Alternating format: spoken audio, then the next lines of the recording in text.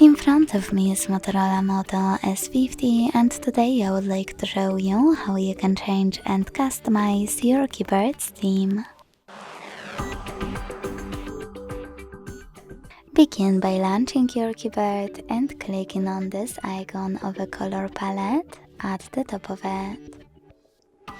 Then you need to tap on any of those themes to apply a perfect one for you. Manage keyboarders and hit apply. If you want to customize it, go back to the same settings and this time use this plus icon under my themes.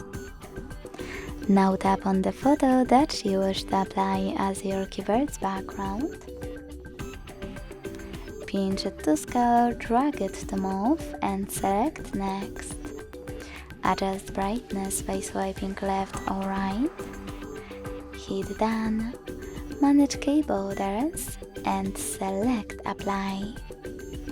Thanks so much for watching. If you enjoyed this video, leave a like, comment and subscribe.